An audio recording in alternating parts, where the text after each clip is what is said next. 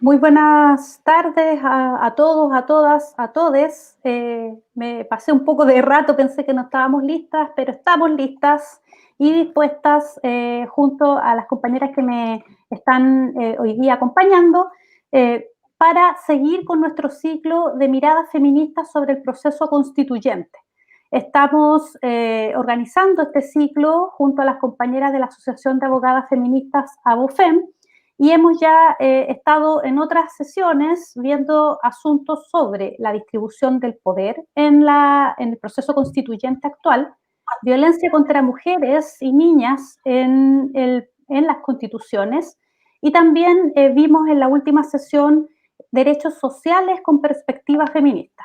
En el caso de hoy estamos viendo procesos constituyentes latinoamericanos y los desafíos para el proceso chileno, y junto a mí se encuentran dos destacadas compañeras, Catalina Lagos, socia de ABOFEM, coordinadora de Derechos Humanos en el Instituto Igualdad y además académica de la Universidad de Alberto Hurtado. Hola, Cata. Hola, ahí sí. Hola, ahí sí, está el micrófono. Y también tenemos a la compañera Gloria Mayra, coordinadora de la Mesa Acción por el Aborto en Chile e integrante de la Asamblea Feminista Plurinacional. Hola, Gloria, ¿cómo estás? Hola, Silvana. Gracias por la invitación. Gracias a ti por participar. Entonces, el día de hoy vamos a estar conversando con las compañeras sobre miradas feministas respecto al proceso constituyente. Pero antes de empezar, me gustaría hacer una pequeña introducción en relación a la participación de las mujeres en un proceso constituyente, y voy a citar un texto de Audre Lorde, la destacada feminista negra estadounidense, que es parte de su discurso en el encuentro personal y político del Congreso del Segundo Sexo en Nueva York el 29 de septiembre del año 79. Audre Lorde en este discurso nos comenta sobre lo que ella considera respecto a la posibilidad que las mujeres podamos participar y vivir en una sociedad donde la casa está ya estructurada por las herramientas del amo. Ella nos dice lo siguiente: quienes nos mantenemos firmes fuera del círculo de lo que esta sociedad define como mujeres aceptables, quienes nos hemos forjado en el crisol de las diferencias, o lo que es lo mismo, quienes somos pobres, quienes somos lesbianas, quienes somos negras, quienes somos viejas, sabemos que la supervivencia no es una asignatura académica. La supervivencia es aprender a mantenerse firme en la soledad contra la impopularidad y quizás los insultos, y aprender a hacer causa común con otras que también están fuera del sistema, y entre todas definir y luchar por un mundo en el que todas podamos florecer. La supervivencia es aprender a asimilar nuestras diferencias y a convertirlas en potencialidades, porque las herramientas del amo nunca desmontan la casa del amo. Quizás nos permitan obtener una victoria pasajera siguiendo sus reglas del juego, pero nunca nos valdrán para efectuar un auténtico cambio. Y esto solo resulta amenazador para aquellas mujeres que siguen considerando que la casa del amo es su única fuente de apoyo. En esto, compañeras, nos vamos hoy día a situar en la idea de que nosotras, por primera vez, podamos participar en un proceso de creación de la Carta Fundamental en nuestro país, y cómo es que ha sido la experiencia en otras constituciones latinoamericanas en los últimos años, y cuáles son los desafíos que se nos plantean desde esas experiencias en el proceso constituyente chileno actual. Entonces vamos a comenzar con los comentarios de la compañera Cata Lagos, a quien nuevamente le doy la bienvenida. Y por favor, Cata, coméntanos. Ya, bueno, primero que todo, agradecer, Silvana, la invitación. Estoy muy contenta de poder estar con Gloria en este espacio. Ya hemos tenido la oportunidad de trabajar juntas, de conspirar juntas feminísticamente antes, así que es muy rico poder compartir este espacio con ella. Y bueno, y como tenemos una complicidad anterior, nos pusimos de acuerdo para abordar distintas cosas hoy día para complementarnos. Y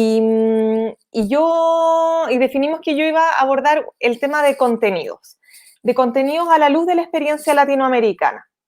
hacia dónde debiésemos como feministas impulsar un proceso constituyente en Chile a la luz de la experiencia del constitucionalismo latinoamericano. Y en esa lógica yo creo que, hay distintas conclusiones que tenemos que sacar. Voy a referirme un poquitito en cuanto a las orientaciones y al curso de acción que debiésemos seguir mirando las constituciones de la región. Y después voy a hacer un par de reflexiones como para que tengamos algunas alertas sobre la mesa en el trabajo que se nos viene. En cuanto a los contenidos, yo creo que es súper interesante ver, y me imagino que en las conversaciones anteriores ha surgido, normalmente desde el movimiento de mujeres, desde el movimiento feminista, reivindicamos, ¿cierto?, que en un debate constitucional se deben reivindicar los derechos de las mujeres, derechos específicos de las mujeres. Solemos argumentar que las constituciones son androcéntricas, en particular la chilena, ¿cierto?, que invisibiliza la experiencia de las mujeres, que no la considera como sujeto de derecho y que es necesario avanzar en el reconocimiento de ciertos derechos que tienen particularidades para nosotras o que de manera específica cobran gran relevancia atendida la situación de las mujeres, de subordinación, de sujeción que experimentamos, ¿cierto?, en Chile y en la región. Y si miramos las constituciones latinoamericanas, ¿qué es lo que vamos a poder ver? Que muchas de ellas efectivamente reconocen ciertos derechos específicos o consideran protecciones especiales respecto de aspectos que no son relevantes. Por ejemplo, la igualdad de remuneraciones, que es un tema que salió acá en Chile, bueno, que es un tema que ha estado en la agenda feminista hace mucho tiempo, pero que salió con mucha fuerza a propósito de este proceso constituyente que se trató de impulsar en el gobierno anterior, y fue una de las demandas que se planteó sistemáticamente en los encuentros autoconvocados que propició el gobierno en esa época. La brecha salarial era una preocupación de las mujeres. Y eso está recogido en varias constituciones latinoamericanas. El tema de la igualdad de remuneraciones por trabajo de igual valor, ¿cierto? Que ese es el estándar además internacional en el ámbito de la igualdad de remuneraciones. Y vemos que es una preocupación también que está a nivel nacional, por eso mencionaba el proceso, entre comillas, proceso constituyente, una especie de proceso de participación ciudadana que se impulsó, ¿cierto? A nivel nacional y quizás va a ser uno de los temas que se van a reivindicar también cuando estemos, porque evidentemente va a ganar el apruebo y vamos a aprobar una convención constitucional, eso ya lo damos por sentado. Va a ser uno de los temas que va a surgir y que hemos visto que en otras constituciones se han recogido sin mayor problemática. ¿Qué otros temas o derechos específicos en el catálogo de derechos que vemos que se han recogido en otros países? Los derechos sexuales y reproductivos, ¿cierto? En términos de derechos sexuales y reproductivos de hombres y mujeres, o bien en términos de el derecho a la salud sexual y reproductiva, ¿ya? ¿Qué otros derechos específicos, por así decirlo, se han reconocido en constituciones latinoamericanas? El derecho a una vida libre de violencia, ¿cierto? A vivir libres de violencia de género, y también se han reconocido el derecho a la integridad física, psicológica y sexual, y ahí hay también una especie de reconocimiento implícito, ¿cierto?, a las dimensiones de violencia que sufrimos las mujeres, en particular la violencia sexual, que es una violencia que desproporcionadamente sufrimos las mujeres, ¿cierto?, niñas y mujeres, y hay constituciones que han avanzado en reconocer expresamente esa dimensión de la integridad. Y por supuesto, la gran parte de los textos constitucionales latinoamericanos reconoce el derecho a la igualdad, y no solamente en términos de la igualdad formal, sino la igualdad como no discriminación, e incluso algunas constituciones tienen componentes de reconocimiento de la igualdad sustantiva, es decir, no solamente de la igualdad en términos de consagración de legislación que sea igual para todos, sino que un concepto de igualdad que atiende efectivamente a la situación real en que se encuentran las personas en la práctica, ¿cierto? A la igualdad de resultados, como podríamos llamarle. Pero ¿qué me importa que quede claro? Sí, efectivamente los catálogos de derechos fundamentales han sido, y de hecho se habla en el constitucionalismo latinoamericano de una inflación de derechos. Los procesos constituyentes latinoamericanos han tendido a reconocer una gran cantidad de derechos y se han incluido en los catálogos de derechos fundamentales a los grupos en situación de vulnerabilidad o grupos históricamente excluidos, discriminados, ¿cierto?, con reconocimientos específicos. Niñas, niños y adolescentes, personas con discapacidad, personas afrodescendientes, han tenido un reconocimiento expreso en los catálogos de derechos fundamentales. ¿Cuál es mi primera conclusión del análisis de los avances en términos del constitucionalismo latinoamericano y que creo que es un aprendizaje y una experiencia? Y ya lo decía, lo dice Gargarella, ¿cierto?, cuando se refiere a la importancia de incidir en la sala de máquinas de la Constitución. Es importante incidir en los catálogos de derechos fundamentales, pero también es relevante que incidamos en la distribución del poder.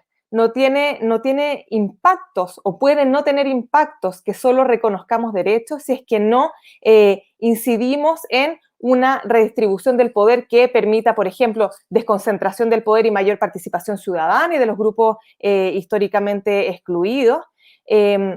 Y en el caso de las mujeres, evidentemente, no nos sirve de nada que se nos reconozcan los derechos a la participación política si después no vamos a poder acceder a participar en los órganos constitucionales que se crean, ¿cierto?, en igualdad de condiciones.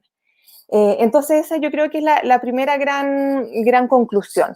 Necesitamos incidir en la parte orgánica de la Constitución. Hay una serie de normas en distintas constituciones que han abordado con distinta intensidad esto que yo les estoy diciendo, es decir, tratar de establecer o bien mandatos de incorporación de las mujeres en los órganos constitucionales, establecer reglas de integración paritaria, en el caso de los organismos electorales de alternancia de sexo, o bien el establecimiento de mandatos de actuación para los órganos estatales. Es decir, usted, cuando esté en el ejercicio de sus funciones, debe propiciar la igualdad de género a través de la realización de su función. Por dar algunos ejemplos, qué sé yo, la Constitución argentina, cuando regula al poder legislativo, establece expresamente que tiene el deber de promover acciones afirmativas para favorecer la igualdad real de oportunidades y de trato de determinados grupos, entre ellos las mujeres, ¿ya? Ese es un mandato de actuación. Pero también tenemos constituciones como la ecuatoriana o la boliviana que derechamente establecen reglas de integración o mandatos, ¿cierto?, de integración paritaria en los órganos constitucionales. Se me va a descargar el computador, así que me voy a enchufar. Espérenme un segundito, no tengo la batería acá. Ya. Cuando la Gloria esté hablando, sí, esas cosas que pasan. Cuando la Gloria esté hablando, corro a buscar el cargador. La virtualidad. Ya. Vale. Entonces, el catálogo de derechos fundamentales es importante, tenemos experiencia comparada en la región que da cuenta que se han reconocido los derechos específicos de las mujeres o los derechos que son particularmente relevantes para nosotras, pero eso no es una aspiración suficiente desde una perspectiva feminista. Tenemos que aspirar a incidir en la distribución del poder que se establece en las constituciones, porque sabemos que las constituciones primordialmente lo que hacen es establecer, ¿cierto?, las bases esenciales del Estado y distribuir el poder. Algunas constituciones tienen cuestiones súper interesantes y que para nosotras las feministas son relevantes. Por ejemplo, normas que tienen un abordaje interseccional. Es decir, que reconocen, ¿cierto?, que los sujetos pueden estar pueden en sí mismos reunir distintas formas de opresión o de subordinación, distintas experiencias e identidades vitales que los ponen en una situación de mayor vulnerabilidad, de manera de establecer protecciones especiales o mandatos, ¿cierto?, a los órganos del Estado de adoptar medidas especiales en favor de esos sujetos en situación especial de vulnerabilidad. Por ejemplo, Paraguay, cuando regula la reforma agraria en el artículo 115, establece una protección especial, un mandato de atención especial a la mujer campesina, ¿ya? En el caso de México se incorpora también el mandato de incorporar a las mujeres indígenas en el desarrollo, ¿ya? Ahí tenemos, ¿cierto?, dos grupos de mujeres que están afectas a especiales situaciones de vulnerabilidad, mujeres indígenas, mujeres campesinas o rurales. ¿Qué más me parece relevante? Creo que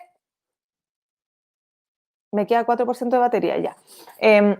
Y con esto voy a hacer dos reflexiones finales y voy a cerrar para que después abramos el debate y vayamos conversando como más en detalle, pero me parece importante que, si bien es imprescindible que miremos la experiencia de la región, tenemos que entender como feministas en Chile, en este proceso específico constituyente que se está impulsando, que las estrategias políticas tienen que ser situadas y tienen que ser locales.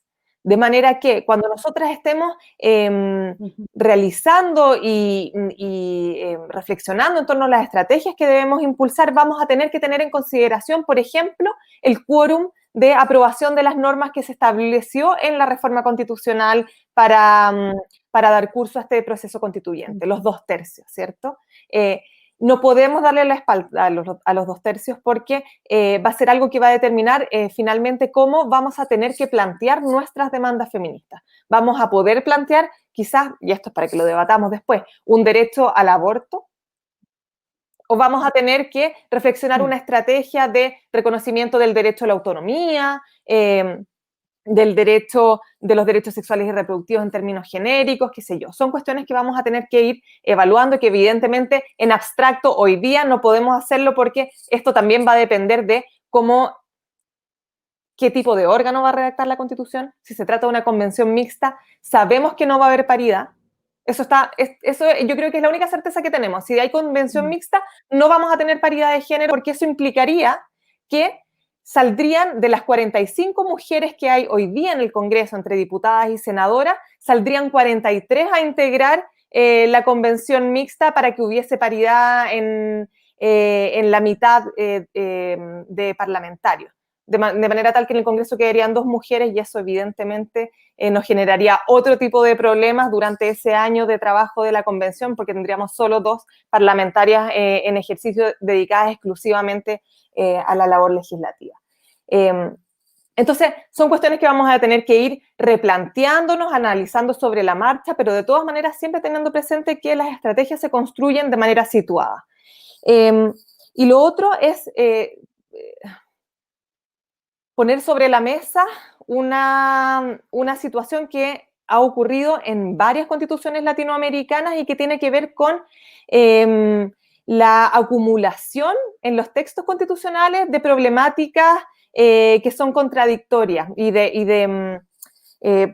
¿cómo decirlo más claramente? La incorporación de pretensiones opuestas en un mismo texto constitucional. Entonces, por ejemplo, en Bolivia, en la Constitución boliviana del año 2009, se reconoció en el artículo 14, número 2, que se prohíbe toda forma de discriminación por varias categorías, por varios motivos, entre ellos la orientación sexual.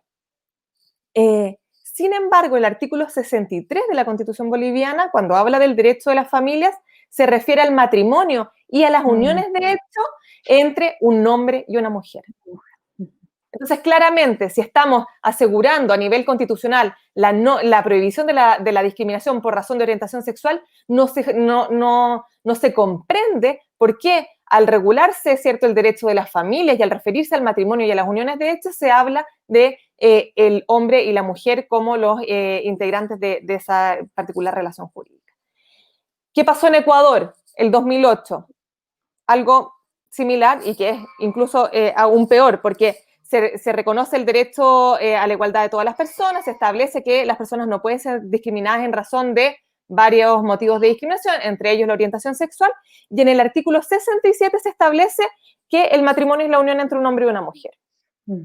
Y después, en el artículo 68, se establece que la adopción corresponde solamente a parejas de distintos sexos. Es decir, se establece una prohibición constitucional de la adopción a parejas del mismo sexo.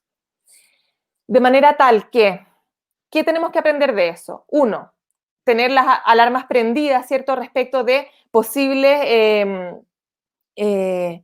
incorporaciones de normas constitucionales que puedan ser contradictorias, pero otra, también tener muy claro qué vamos a pelear y hasta dónde, porque mientras nosotras empujemos por el reconocimiento de una norma, puede haber un grupo que va a estar empujando por el reconocimiento de un freno o un contrapeso a esa norma que estamos nosotros tratando de impulsar. Entonces, hay que tratar de ver ahí, evidentemente, esto tiene que ver con los sectores conservadores de esos países, ¿cierto?, que frente al reconocimiento de la prohibición de discriminación por orientación sexual dijeron, bueno, pero tenemos que ponerle un límite y nosotros no vamos a transar el matrimonio, ¿cierto? Y en el caso ecuatoriano, no vamos a transar la adopción de personas del mismo sexo y metemos estas dos normas que son absolutamente contradictorias en el mismo texto constitucional.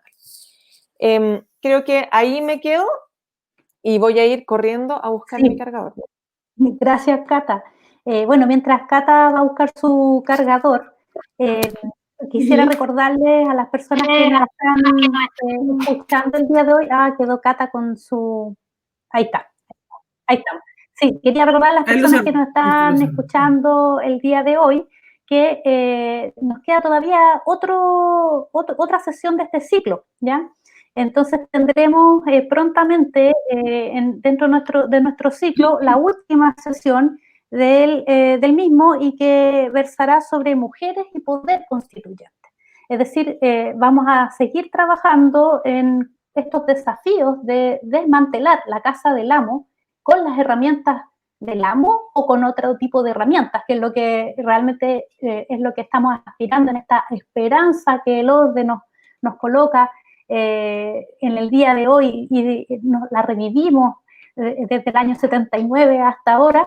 Seguimos trabajando con esas esperanzas de dejar de lado estas herramientas del amo con nuestros propios conocimientos.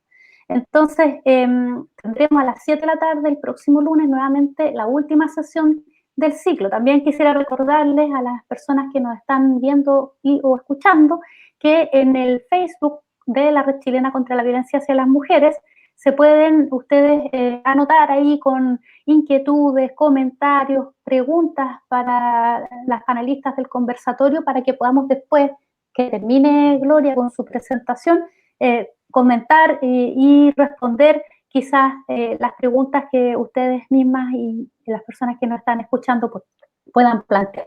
Entonces, bueno, hay varios desafíos que Cata plantea, no solamente en términos de la paridad, que se ve bastante en riesgo con la fórmula súper mañosa que nos presentan, en que se trata de engañar a la población para que se vote por una asamblea mixta, cuando en realidad esto no tiene que ver con la mixtura de la paridad, sino que más bien con la mixtura de los mismos de siempre y quizás algunas personas nuevas, porque también ahí tenemos otro tema súper profundo de qué significa la paridad en términos sustantivos, es decir, quiénes van a representar a las mujeres y los intereses de las mujeres y de los grupos que son oprimidos en nuestro país en este ejercicio constitucional.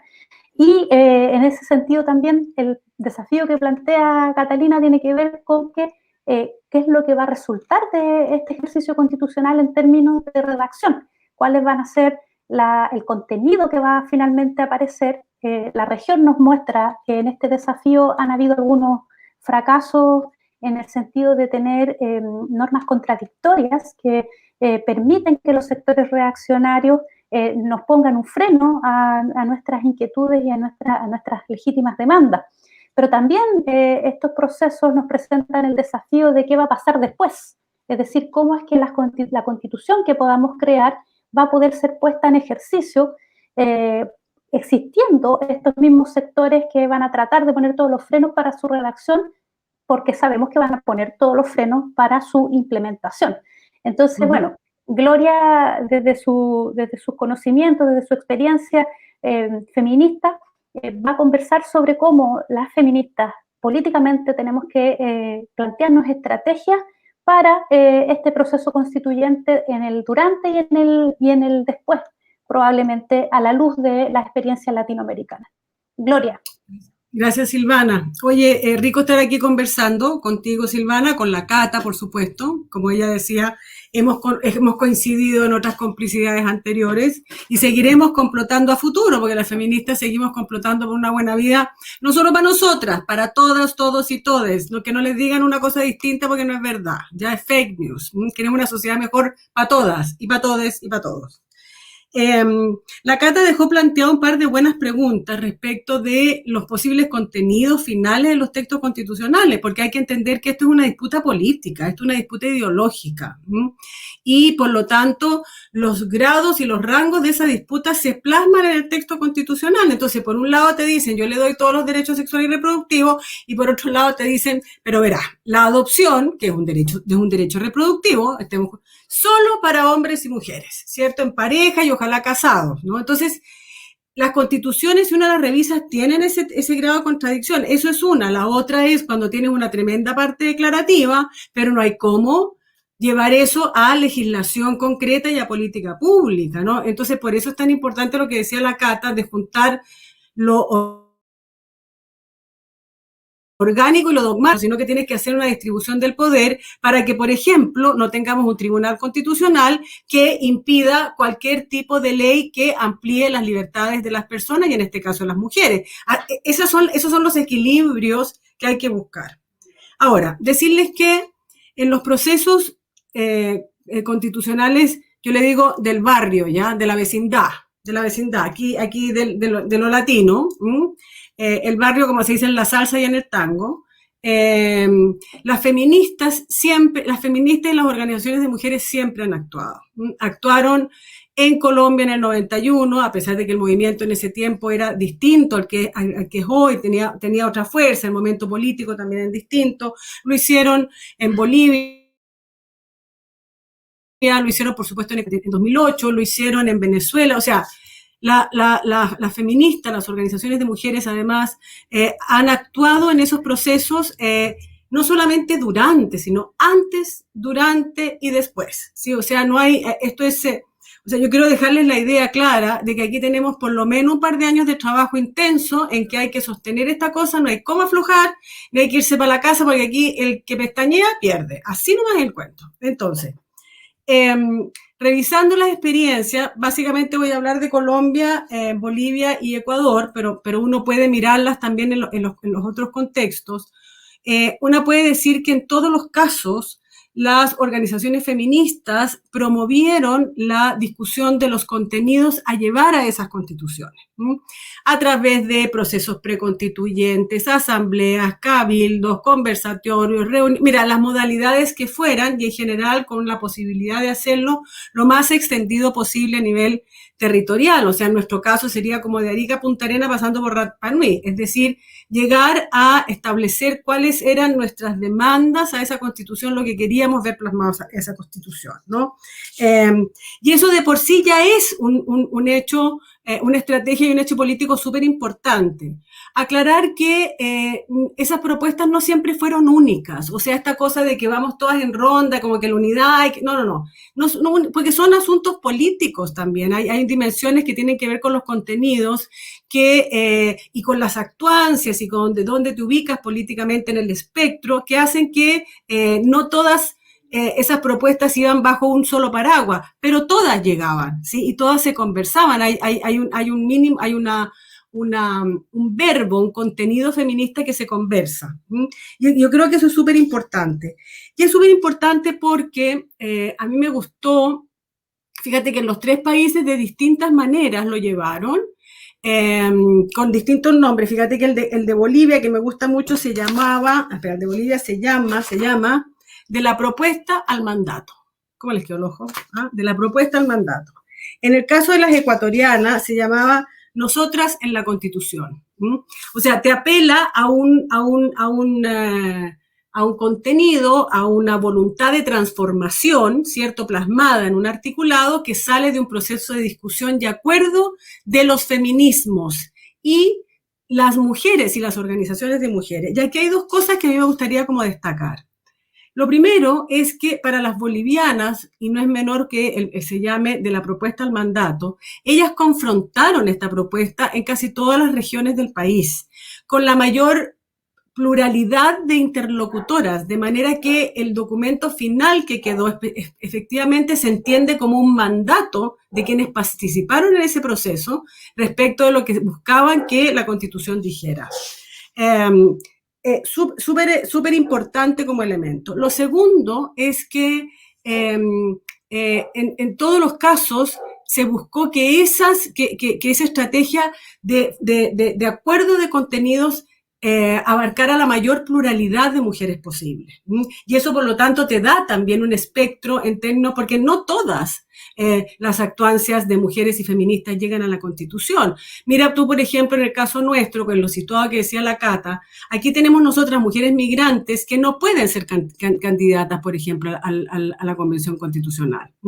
O mujeres afros que como tal tampoco, o sea, ¿me entiendes? O sea, ¿de qué manera haces que eso que estás llevando como un acuerdo de las mujeres, de las feministas, en fin, esté asentado en una pluralidad de mujeres? Eso como lo primero.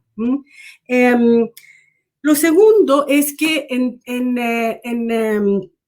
todos los casos hubo preocupación por llevar el máximo de mujeres feministas posibles o que tuvieran sensibilidad con los derechos de las mujeres a que fueran integrantes de esa asamblea constituyente, porque en esos casos estábamos hablando de asamblea constituyente. Las estrategias fueron distintas. En el caso de Bolivia pudieron aplicar una cierta ley de cuota y eso significó que de los 200 y pico de constituyentes que tenían, 88 eran mujeres. En el caso de Colombia, en el año 91 no había ninguna ley de cuota, ninguna medida afirmativa en ese tiempo y efectivamente del número total de constituyentes solo 5 fueron mujeres, ¿entiendes? Ahí la diversidad. Y en el caso de Ecuador sí ya había sobre todo en el 2008, en el segundo proceso, la posibilidad de un número mayor de asambleístas mujeres. Ahora, como ustedes bien insinuaban, que haya mayores mujeres no significa necesariamente que haya mujeres comprometidas con la visión feminista que queremos para este país, ¿no? De inclusión y como mencionábamos al principio. Por lo tanto, es importante también que lleguen mujeres que tengan esa sensibilidad, y no solo mujeres, también asambleístas, en nuestro caso convencionales, que lleguen a eso, ¿no? Y ahí esas son realidades que en otros países produjeron tensiones. Por ejemplo, en el caso de Colombia, con un movimiento feminista distinto al de hoy, evidentemente, hubo una tensión importante respecto de lo que eran las feministas independientes o lo que eran las feministas militantes de partidos políticos. Y eso tuvo consecuencias en términos del número de mujeres con posibilidad de llegar a la constituyente y ser elegidas. Estoy hablando de las mujeres feministas. El otro día, Humanas junto con el Observatorio hicieron un conversatorio súper interesante que están, no tengo el link a mano, pero lo consiguen, donde hubo una expositora de Colombia, una de Ecuador y una de Bolivia, y ellas refirieron esto, entonces uno los puede escuchar en primera palabra, ¿no? Lo que fue eso. Entonces, decir que haya más mujeres no necesariamente significa que haya más, y eso es un elemento que hay que tomar en cuenta, pero eso es otra de las estrategias. Lo tercero que a mí me pareció importante tiene que ver con, esa ya la dije, espérate. Establecer alianzas con asambleístas o convencionales dentro de la propia convención a efectos de hacer mayorías en función de lo que son las preocupaciones y las necesidades que las mujeres o las propuestas que las mujeres llevan a esa constitución. Entonces, procesos previos de definición de contenidos como decisiones políticas, acuerdos políticos para efecto contenidos, participación en la Asamblea Constituyente, en nuestro caso en la Convención Constitucional, de mujeres feministas y de convencionales con compromiso respecto de los derechos de las mujeres y los derechos de las diversidades. 3, trabajo político dentro de la propia Convención Constitucional a efectos de lograr votaciones que aseguraran esto.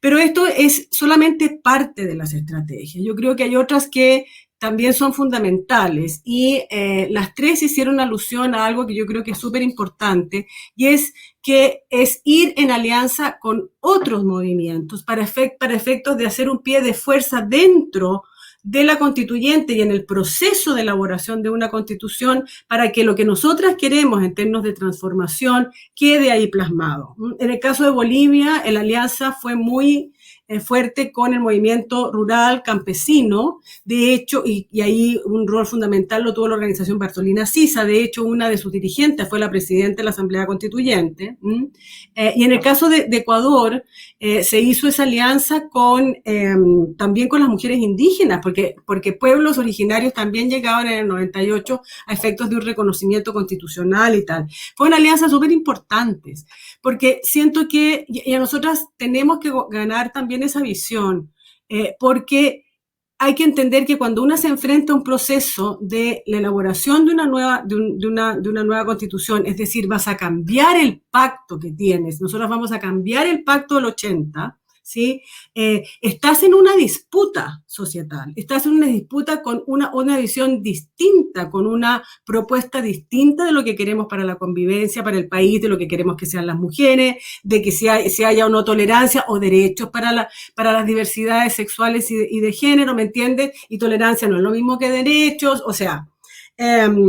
Y en ese proceso de transformación, las batallas no se dan solas o solos, ¿sí? Porque no hay posibilidad de lograr esos resultados. Esos procesos transformativos hay que entenderlos, no solo como nuestra propia marea feminista, sino una marea de transformación donde hay otras actuancias, donde hay otros actores, donde hay movimientos sociales, donde hay independientes, donde hay partidos, ¿sí? A los cuales tenemos que llegar a alianzas para efecto de que esta agenda transformadora, la que acordemos como feministas, a lo largo del país, en debates confrontativos con mujeres de la pluralidad, como fue la experiencia de las compañeras en los otros países, tenga posibilidad de plasmarse en una nueva constitución. Tenemos un problema, como decía la Cata, que es el problema de los 2/3.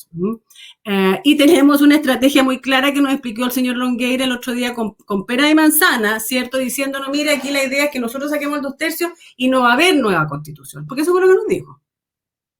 Eso fue lo que nos dijo, ¿sí? Si garantizamos 2/3 más 1, aquí seguimos tal cual. Entonces, si el país, y eso yo creo que está más que claro, ha mostrado su interés por formular una nueva constitución, esa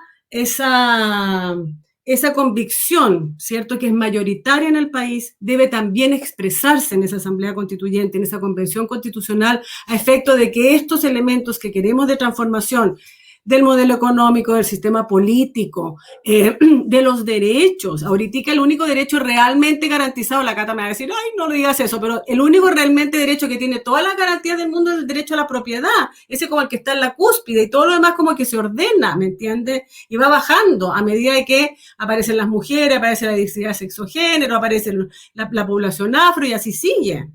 Entonces, para lograr esa visión de transformación, para lograr una constitución que realmente asiente las posibilidades de otra convivencia con mayor justicia, que no la vamos a lograr al día siguiente, va a haber que trabajarla como por varias décadas, ¿sí? Es necesario tener un pie de fuerza dentro de la Convención Constitucional que permita alianzas en función de ese objetivo. Y yo creo que es importante visualizarlo así.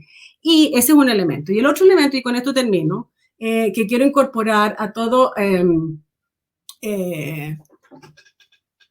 chuta, se me olvidó el otro. Era bien importante. Ya me voy a acordar. Ya me voy a acordar de cuál era el otro. Sí, después la conversación te va a salir. ¿Cuál era el otro? Ya no importa, ya me voy a acordar. Eso, pero bueno, dejo hasta ahí, cuando me acuerdo digo ya les digo, ya, digan. Ya, ahí te lo recibimos y lo publicamos. A ver, bien, la bien. movilización no se detiene con el voto por el plebiscito y la elección de él, la o le constituyente. Para que logremos avanzar en ese proyecto transformador, la movilización durante el proceso constituyente se debe mantener. La opinión pública, las organizaciones de mujeres, los movimientos sociales tienen que seguir insumando al debate público, porque no es que la constituyente se haga en unas puertas cerradas donde no escucha el resto del país, no. Hay que ir a presentar a esa convención constitucional cuáles son nuestros puntos, presentar nuestras necesidades y demandas a esa constitución, hacer presión para efectivamente que eso suceda. Nos vamos a enfrentar a grupos fundamentalistas, nos vamos a enfrentar a sectores que no quieren ninguna transformación. Pensémoslo en el caso de las mujeres. La Cata ponía el problema del derecho al aborto. Yo creo que el derecho al aborto debería estar con todas sus letras, colocado ahí. Y si no es derecho al aborto, tiene que ser derecho a la autonomía, reconocimiento de la autonomía y derecho al aborto y derecho sexual y reproductivo. Con eso nos estamos enfrentando. Y por lo tanto, insumar al debate público para que eso sea un sentido común. Es decir, evidentemente las mujeres tienen que tener derecho al aborto, porque si estamos hablando de una maternidad voluntaria, significa que el derecho al aborto tiene que estar reconocido, porque si no, no hay maternidad voluntaria.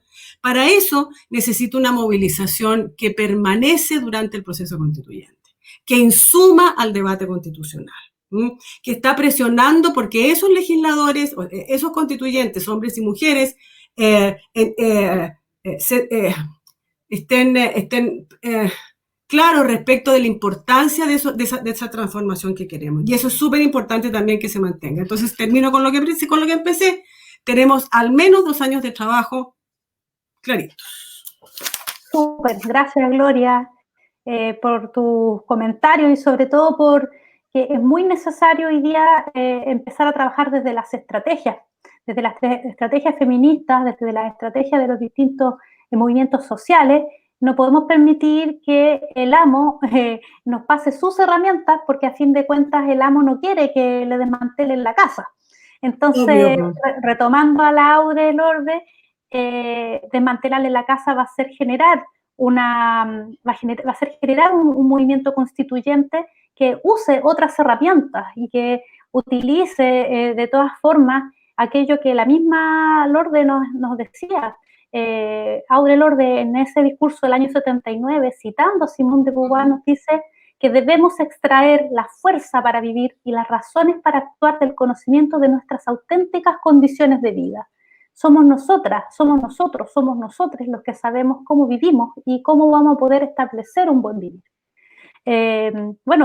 Compañeras, tenemos el micrófono abierto, vamos a decir, a través de las redes sociales, en el Facebook de la Asociación de Abogadas Feministas ABOFEM y también de la Red Chilena contra la Violencia hacia las Mujeres.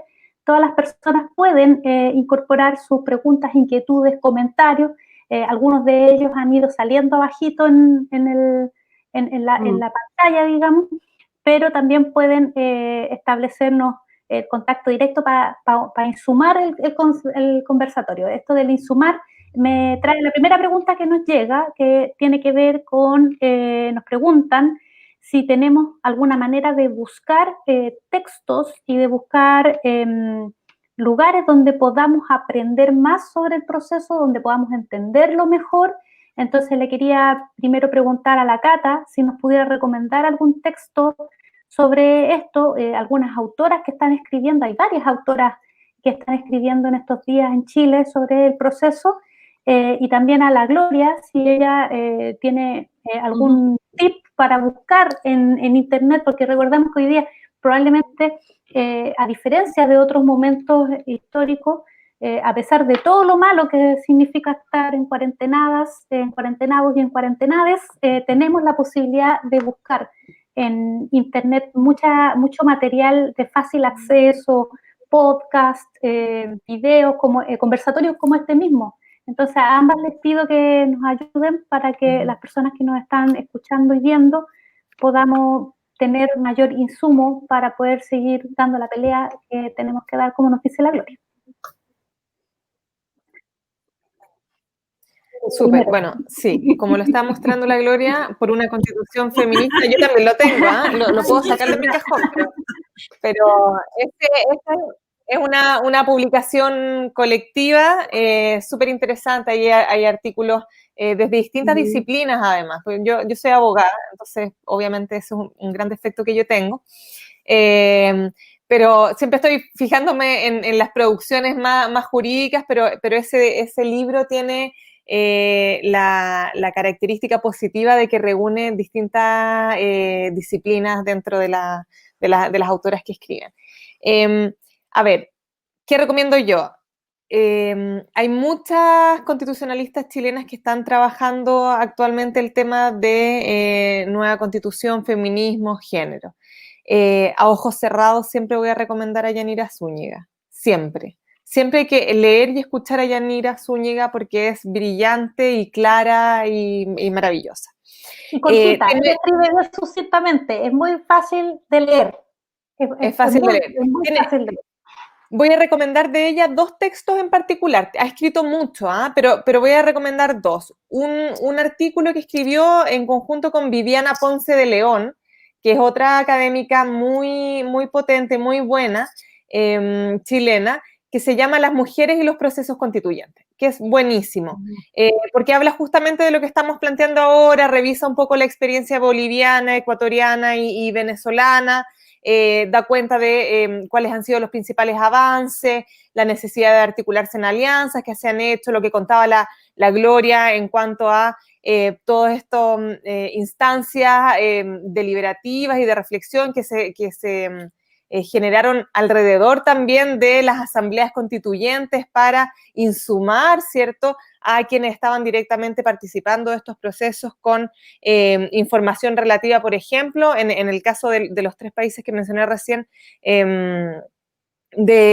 los enfoques interseccionales y cuáles eran las demandas y las necesidades en particulares desde una perspectiva interseccional. Otro texto súper interesante que escribió Yanira Sola, que está en el libro La Constitución que Queremos, que la editan Baza, Viera, y, bueno, ya no recuerdo, es La Constitución, Género e Igualdad sobre la necesidad de redefinir lo público y lo privado en la nueva Constitución. También es buenísimo y aborda tanto cuestiones como procedimentales como sustantivas que hay que tener en cuenta para una nueva constitución feminista o que aborde, que haga un abordaje con perspectiva de género. La Bárbara Sepúlveda de Abofem ha escrito también artículos, ahora de hecho está coordinando una publicación que va a salir en un par de meses sobre la constitución feminista, en que ahí escribimos varias abogadas, varias colegas, distintos temas relativos al proceso constituyente y el feminismo.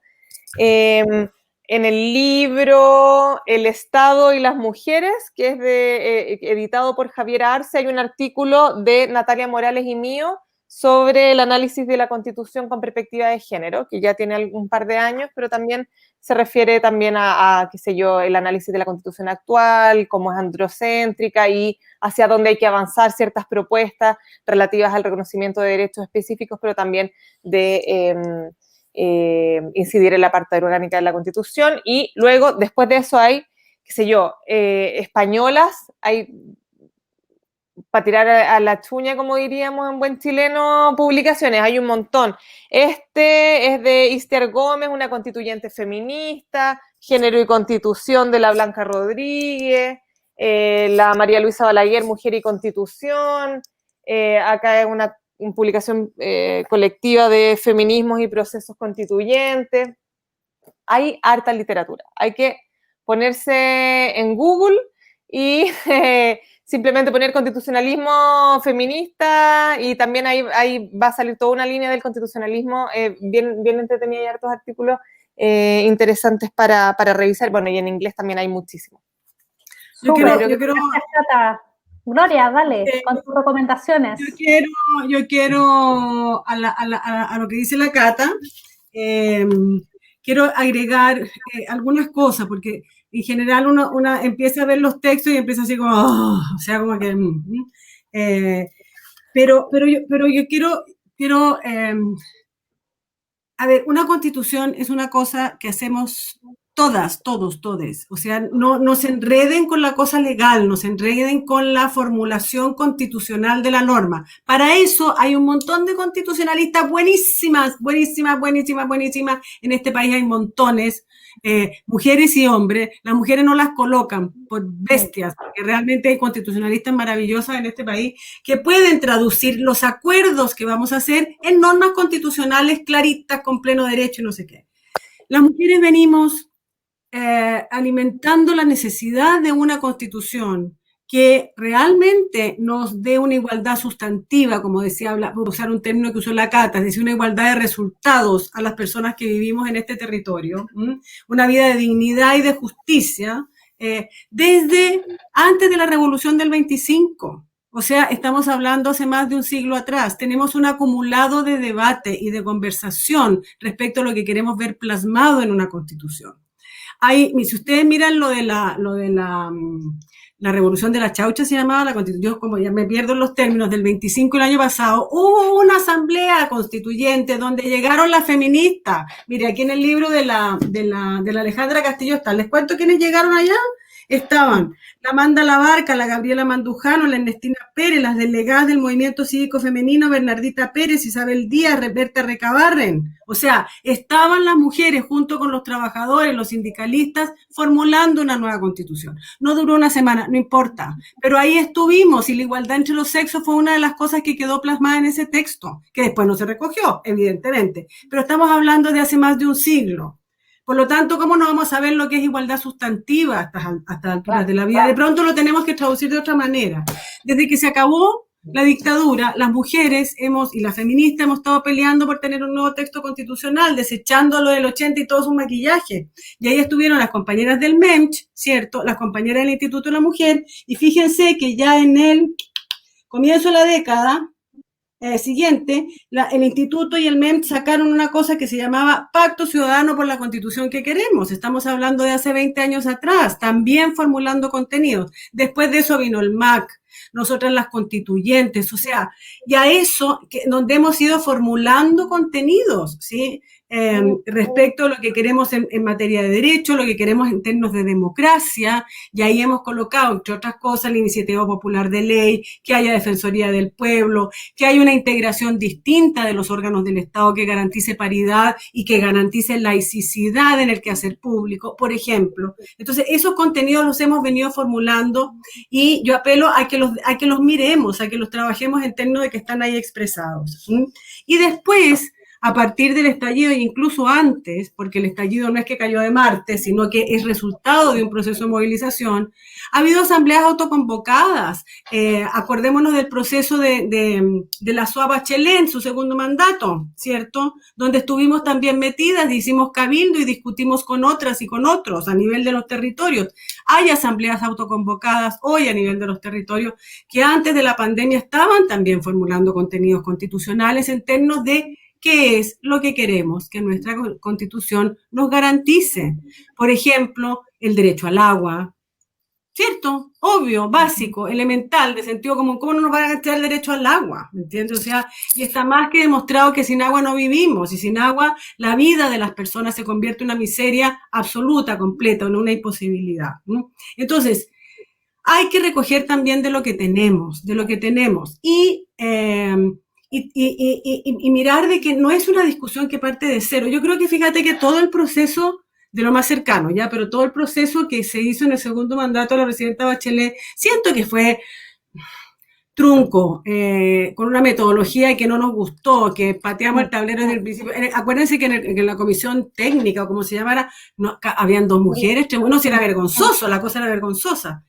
Pero nos dimos cuenta que nos podíamos sentar con otros y con otras a discutir lo que queríamos en una constitución. Le bajamos esta cosa como esta, no sé, como de que no, eso es solo para entendidos. No, todos sabemos cómo queremos dividir, lo importante es que lo conversemos. Y de ahí a los textos que pone la Cata, a mí me gustaría agregar, además el de la revolución, el de una constitución feminista, que me parece súper importante porque efectivamente da visión desde distintas disciplinas, desde distintos lugares de vida, y por lo tanto te vuelve la Constitución como algo que tiene que ver con tu cotidianidad y no solamente un problema de reglamentación.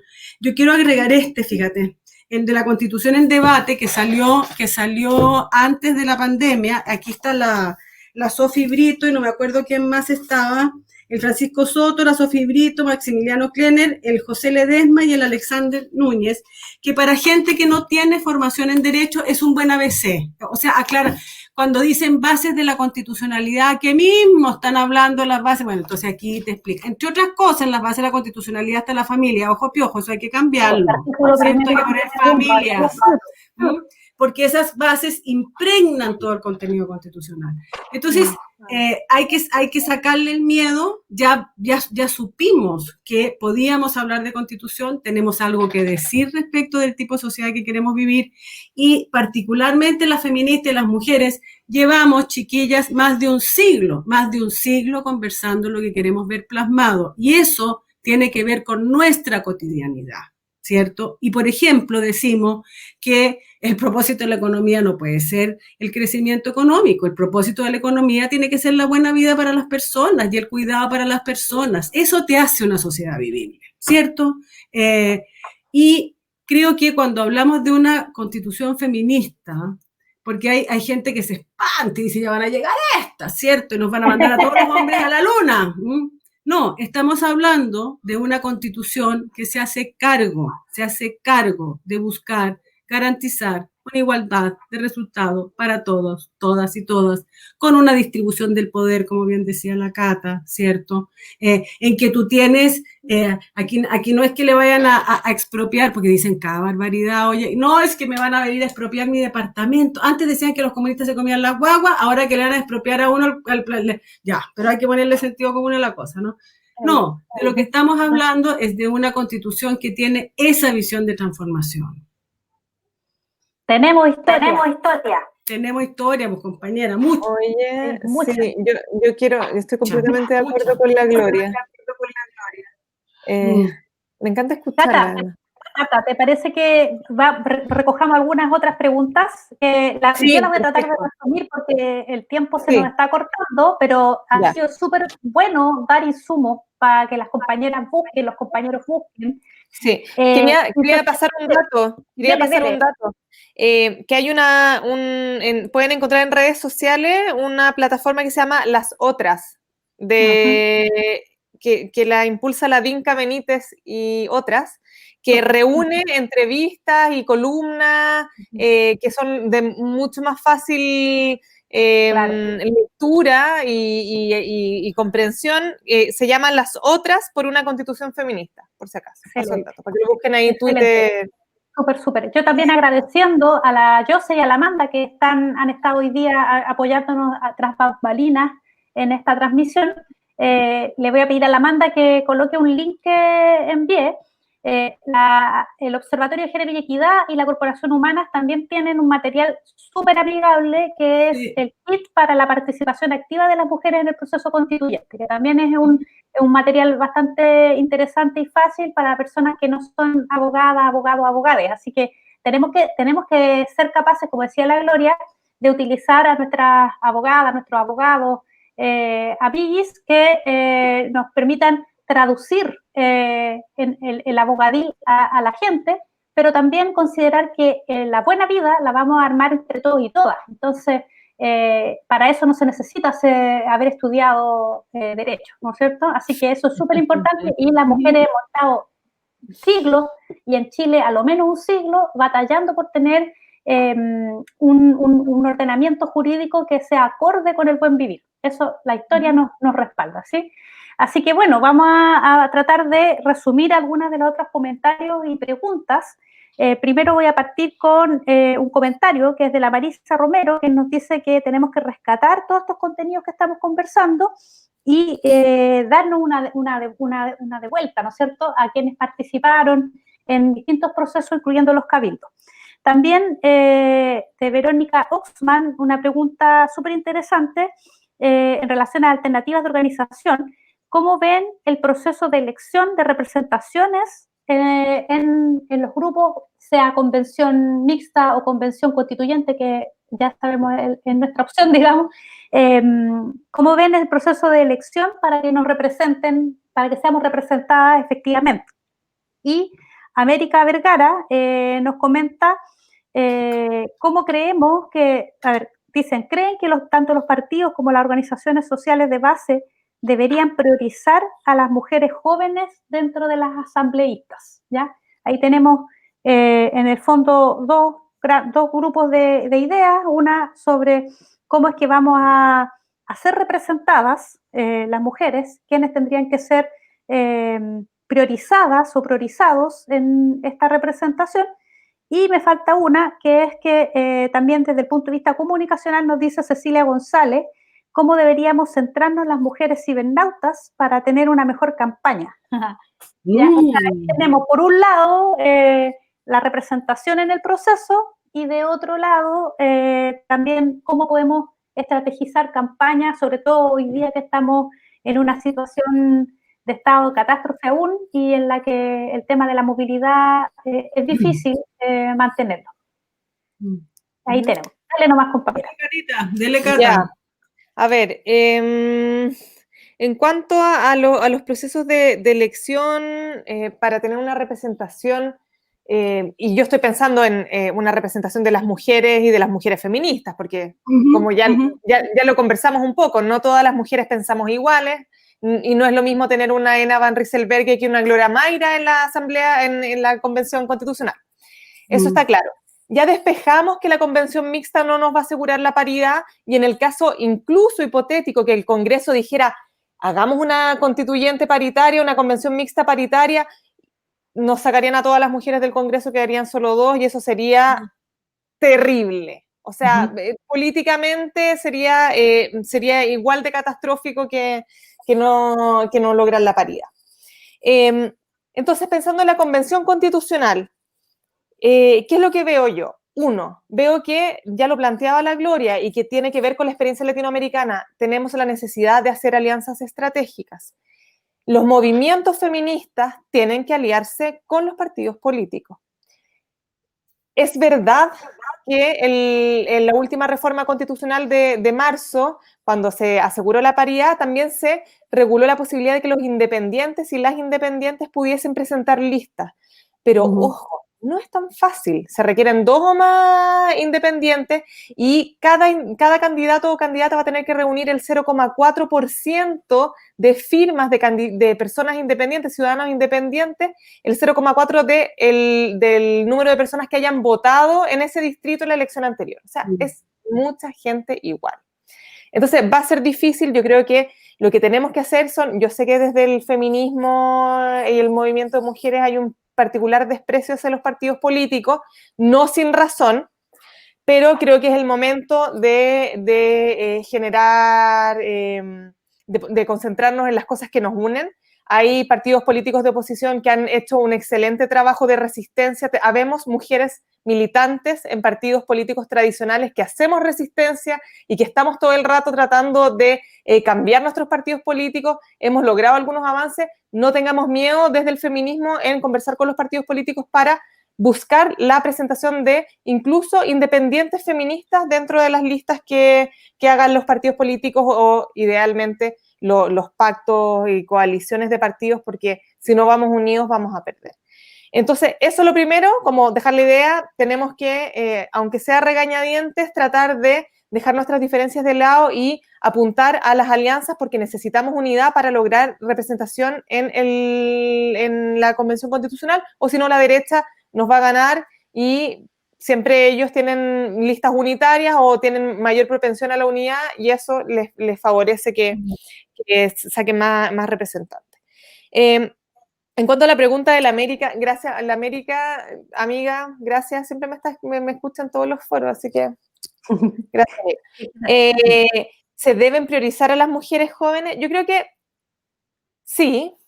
Necesitamos gente joven, necesitamos mujeres. Bueno, ahora afortunadamente las listas van a tener que ser paritarias, ahí ya tenemos eso ganado. Pero ojo, no solo necesitamos mujeres jóvenes, necesitamos indígenas, necesitamos mujeres adultas mayores también, necesitamos que hayan candidatos y candidatas que sean capaces de representar la diversidad de personas, la pluralidad de identidades que integran nuestra sociedad. Y que no sean solamente mujeres jóvenes, sí, queremos mujeres jóvenes, sí, pero no solo mujeres jóvenes de la élite, no solo mujeres jóvenes del mismo estrato social, no racializadas, ¿me entienden? O sea, tenemos que aspirar a una diversidad, a una mayor pluralidad. Y en cuanto a las campañas, estamos en pandemia. No sé si alguien leyó, si ustedes vieron el protocolo sanitario que sacó el CERVEL a propósito del plebiscito. Se está tratando de promover la realización de campañas por redes sociales, pero ojo, no nos perdamos. Hay un sector importante de la población que no accede a las redes sociales. Y se genera una discriminación indirecta en razón de la posición social, de la clase, porque no todos pueden acceder a las redes sociales. O sea, los que estamos en Twitter y en Facebook y en Instagram somos también parte de la élite. Pero además hay todo un sector de la población que por su edad no participan tampoco, porque hay una brecha digital importante. Entonces, aprovechemos las redes sociales, aprovechemos de difundir contenido, de generar discusión, pero tengamos mucho ojo que no podemos dejar de lado la calle. Y con todas las medidas sanitarias necesarias, usando la mascarilla, alcohol gel, manteniendo distancia social, tenemos que salir a hacer puerta a puerta, tenemos que estar en los territorios levantando las necesidades, las inquietudes y los intereses de las personas. Porque eso también es parte de las exigencias del feminismo, en mi opinión. No abandonar el territorio, no abandonar la calle. Gracias, Cata. Yo creo que también, bueno, dijiste muchas cosas que probablemente la Gloria va a estar de acuerdo. Entonces, Gloria, te pido que si puedes comentar aquello que quizás se le escapó a la Cata o alguna otra idea distinta. Yo creo que, ¿sabes qué? Yo siento que hay que, porque cuando hablamos de la necesidad de alianzas, ¿cierto? Con partidos políticos, con movimientos sociales, en el listado independiente, lo que sea, evidentemente uno no se puede olvidar de dónde estamos y por qué hemos llegado hasta acá, ¿cierto? Y la crisis de representación de los partidos y las dificultades también dentro de los propios movimientos sociales, porque tampoco digamos que todos los partidos, los movimientos sociales son todos feministas, no, ¿me entiendes? O sea, tenemos problemas dentro de lo que son los espacios organizados y las democracias, en el mejor sentido de la palabra, dentro de esos espacios, ¿no? Entonces, eso se entiende. Pero yo quiero pensar que desde el feminismo, desde las feministas, estamos con madurez suficiente por los procesos de los cuales ha participado las vecinas en la región, de los cuales estamos aprendiendo también, recoger lo que estamos aprendiendo, y de nuestras propias conversaciones, para efectos de hacer alianzas entre nosotras. O sea, por ejemplo, yo creo que sería... no podríamos hacer algo como lo que le pasó a las colombianas en el 91, ¿cierto? Hace 30 años atrás, en que hubo un quiebre en el movimiento entre las que eran militantes de partido y las que no eran militantes de partido. Siento que debemos abordar políticamente esa tensión, porque son tensiones existentes, evidentemente son tensiones existentes, y ver cómo en el contexto de la necesidad de que haya muchas candidatas feministas o con compromisos, ¿cierto?, por los derechos de las mujeres y las diversidades sexogenéricas, logremos que llegue el mayor número posible a esa convención constitucional. Yo creo que hay que abrir esas conversaciones y ver qué pasa con esa posibilidad de alianza, ¿no? Uno. Segundo, ubicar el contexto y el momento. A ver, en esta nueva constitución no se agota nuestro proceso constituyente como feministas, no se agota, en ninguna parte del mundo ha sido así, ¿sí? Estos son procesos que demoran mucho tiempo, en que tú ganas, y también hay cosas que se quedan en el tintero y en donde las realidades también van cambiando. Por lo tanto, nuestro propio proceso constituyente, en términos de ir llegando a una sociedad que en la Constitución, en la norma secundaria, en la convivencia y en la cultura es feminista en términos de las inclusiones y de la buena vida, o sea, van a pasar mucho tiempo. Por lo tanto, no es en esta batalla donde nos jugamos la existencia o la muerte, nos jugamos una cosa muy importante, evidente que sí, pero no es ni la primera ni la última. Entonces, como ubicar también el momento y la fuerza que hay que colocarle al momento. Y siento que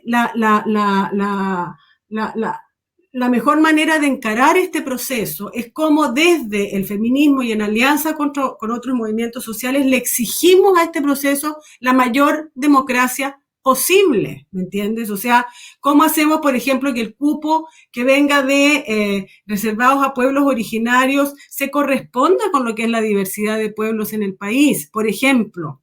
¿Cómo hacemos que esa diversidad y esa pluralidad esté presente en la conformación de la Convención Constitucional? Entonces, siento que esas son las preguntas que políticamente tenemos que resolver en este momento, ¿cierto? Para mirar ese proceso en la magnitud que es y en las posibilidades que tiene. Mira, la experiencia que yo vi, a mí me tocó porque las brujas me quieren, ¿ya? A mí me tocó estar en la convención del 98 en Ecuador y por supuesto como soy metiche, me metí. Mira, no fui constituyente porque no era ecuatoriana, ¿ya? Y porque no podía ser así arrogante, pero me metí todo lo que pude, así, ya afuera y adentro, y afuera y adentro, y estar mirando y estar participando y no sé qué. Y es un proceso que demanda una movilización continua, dentro y fuera, ¿ah? Hubo hasta violencia política contra las mujeres constituyentes, El presidente de la Asamblea en el 98 no quería poner los temas de las mujeres en discusión, fíjate, no quería, y pasaba el tiempo y votaba una cosa y votaba con la otra, y los derechos de las mujeres iban quedando para la cola. Entonces, tocó movilizarse al punto de que rodeamos el lugar donde se estaba haciendo la asamblea constituyente, y constituyente que llegaba, asaltábamos y diciendo por quién va a votar y cómo va a votar y qué va a decir de esto y qué va a decir lo otro. O sea, hay que hacer una movilización muy contundente. El hecho de que lleguemos no significa que tenemos la batalla ganada, al contrario. Miren lo que ha pasado con las tres causales. ¿Cuánto nos demoramos por las tres causales? O sea, aprobada la ley, desde el día 1 nos toca pelear porque simplemente, y las mujeres, niñas y adolescentes, por ejemplo, que llegan con un embarazo forzado por violación, efectivamente tengan acceso. O sea, en el sentido de que esto toca seguirlo maceando y mirarlo en así esa perspectiva. Entonces, creo que sí, las alianzas que decía la Cata, súper importante, mirarlas en una perspectiva en términos de lo que es el momento y el pie de fuerza que tenemos que hacer, evidentemente que sí,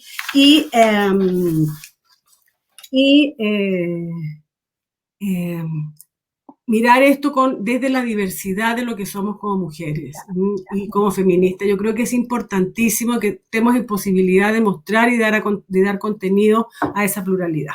Eso, chicas. La lucha es continua, Gloria. Sí. Muchas gracias por las palabras. Sí, porque de hecho la misma experiencia chilena nos da algunas, si puedes apagar tu micrófono, eso. La misma experiencia chilena nos da algunas luces de lo difícil que es, además de establecer normas constitucionales que sean acorde a esta lucha contra de la opresión y la dominación que nosotras, las feministas, defendemos. También los procesos posteriores pueden verse afectados por cambios, por ejemplo, o por faltas de implementación, puesto que al final del día la herramienta constituyente es solamente una de las estructuras culturales que tenemos y que perfectamente los grupos reaccionarios van a tratar siempre de contrarrestar, como ha ocurrido mismo en Chile, es decir, no tenemos que ir mucho al resto de Latinoamérica para darnos cuenta cómo nos meten transformaciones que nosotras ni siquiera hemos pedido. Lo que pasó con el aborto 3 causales es el ejemplo más evidente de cómo una reforma constitucional en el año 2005 que supuestamente iba a corregir todas las desgracias que nos representa la Constitución del 80, nos instala este suprapoder del Tribunal Constitucional que es finalmente el que permite establecer en la legislación del aborto 3 causales la posibilidad de que las corporaciones se manifiesten como objetoras de conciencia. Entonces, esa aberración que es una aberración incluso desde la perspectiva patriarcal, es decir, en el derecho solamente Estados Unidos plantea esta posibilidad y es la que precisamente a partir de un fallo de la Corte Suprema de ese país que el Tribunal Constitucional chileno copia y pega la idea de la posibilidad de que una corporación con fines de lucro inclusive pueda establecer una objeción de conciencia como si fuera un ser humano y tuviera derechos esenciales. Lo hemos vivido nosotras mismas. Entonces, esta lucha que tú planteas, Gloria, de 2 años, al parecer va a ser mucho más, porque vamos a tener que en primer lugar defender y seguir el ejemplo, por ejemplo, de las mujeres ecuatorianas para establecer la constitución que queremos, pero luego vamos a tener que seguir luchando probablemente por décadas para que esa constitución, si es que finalmente logramos establecerla, sea defendida. Bueno, en fin, compañeras, miren, ya en honor al tiempo vamos a tener que ir cerrando con una última inquietud de una compañera, que es María Pardo, quien nos pregunta, y volviendo al texto de Audre Lorde, si los espacios de poder son esencialmente patriarcales o si podemos transformarlo. Entonces, creo que con esa reflexión pudiéramos terminar nuestra intervención, compañera. Estamos una pregunta gigante, pero que me parece que con la experiencia que ustedes tienen, podemos entre las tres tratar de darle una respuesta a María Pardo Vergara, que la pregunta está ahí en la pantalla. Pues, podemos hacerlo transformándonos sin organizarnos políticamente. Bueno, es la segunda parte de la pregunta, pero básicamente, ¿son esencialmente patriarcales los espacios del poder? ¿Los podemos transformar o tenemos que renunciar a ellos? Eso es algo que es una pregunta subyacente de todo este proceso y que es además una tensión que tenemos las feministas en el día de hoy a propósito del proceso chileno. Cata. Ya, bueno, es una gran pregunta del feminismo. Evidentemente, yo voy a responder desde mi opinión personal. Yo sí creo que los espacios de poder se pueden transformar. Yo por algo soy militante de un partido político, además de un partido político tradicional. Y estoy ahí tratando de cambiar prácticas, modificar prácticas, de convertir el ejercicio del poder masculinizado y jerarquizado y tratar de subvertirlo y cuestionarlo y plantear espacios horizontales en que el poder se diluya en una participación que sea colaborativa. Son apuestas, yo espero, o sea, por algo estoy ahí, creo que efectivamente podemos incidir si es que nos organizamos las mujeres, y no solo las mujeres, sino que todos quienes consideren que la emancipación de los sujetos oprimidos es un fin por el cual haya que luchar. Yo creo que eventualmente vamos a poder eliminar esos ejercicios de poder que son opresivos. Pero es una gran pregunta. A veces me dan ganas de mandar, de tirar toda la... a la chuña, para no decir garabatos en horario... Claro. Pero no, yo creo que sí se puede, y sobre todo a través de la militancia con compañeras que hemos ejercido y trabajado y aplicado la sororidad y la generosidad y la solidaridad en el trabajo político. Yo veo que hay una luz al final del camino y que si conseguimos a más gente en esta pelea, vamos a lograr subvertir esas estructuras de poder que son tan dañinas. Bueno, sí, antes de darle el pase a Gloria para que vamos cerrando nuestra conversación de hoy, yo quisiera agregar también algo de lo que personalmente pienso. Creo que es la Audre Lorde la que me da la respuesta sobre porque el llamado de la Audre Lorde a desmantelar la Casa del Amo no necesariamente implica que quemar la Casa del Amo significa no tener ninguna herramienta. Yo creo que en ese sentido, si bien tengo mis distancias y creo que las compañeras de la Red Chilena contra la Violencia hacia las Mujeres tenemos una distancia con los partidos políticos, creemos sí que hay distintos y diversos espacios de poder, uno de ellos es el espacio jurídico, hay muchos otros que debemos desmantelar y debemos reconstruir.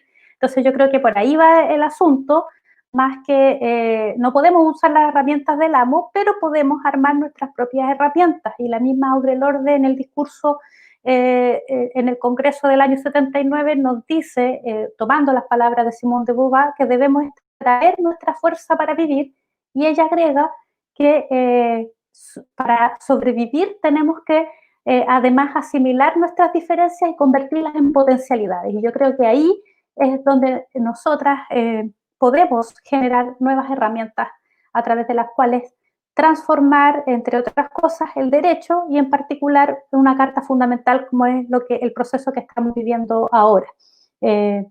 Eso más o menos. Gloria, porfa, si puedes darnos un cierre a toda esta conversación sobre los espacios de poder, en particular este constitucional en el que nos encontramos. Yo coincido plenamente con lo que han dicho ustedes. Yo creo que el feminismo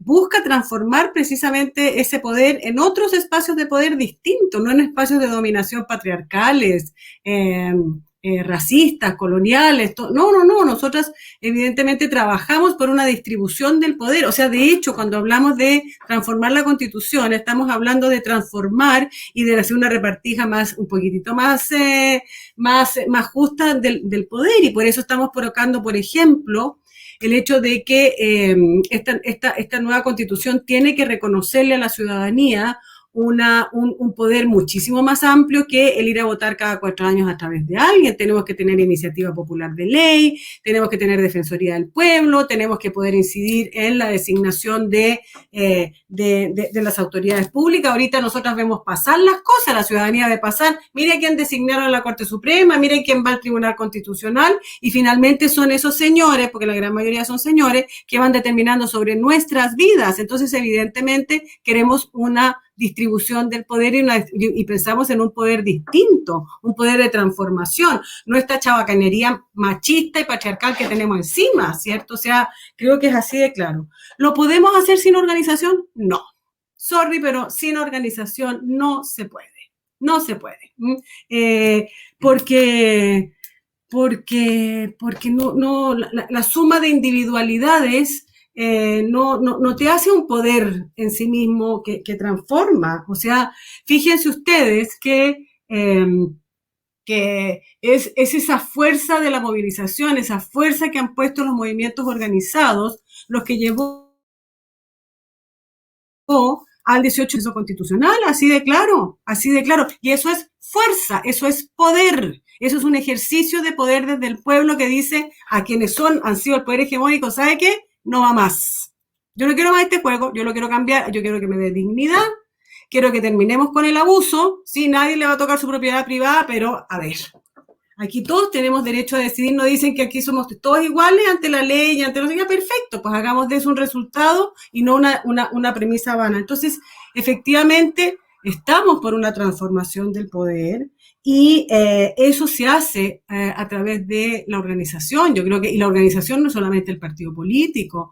Miren la importancia de la organización ahorita en la pandemia, por ejemplo, es la organización social y particularmente en las comunidades y las mujeres la que da respuesta a las necesidades sociales, al hambre, a las ollas comunes. O sea, fíjense la fuerza que se tiene y cómo esos espacios también se politizan en términos de visibilizar esa realidad y esa omisión y esa inoperancia de este Estado, más que del Estado, sí, de este gobierno también, que transferir el costo de la pandemia a las personas y las trabajadores dentro y fuera de la casa era como su consigna, lo sigue siendo, ¿no? Entonces necesitamos espacios de poder, pero necesitamos espacios de poder que no son patriarcales, que no son coloniales, que son espacios de poder pensados desde la posibilidad que tengamos las personas y los colectivos de entrar en conversaciones que permitan transformar para bien la vida. Y sí, pues eso se hace desde la organización y desde la movilización y el poder que podamos mostrar como pueblo y como Puebla en este proceso constituyente. Excelente, Gloria.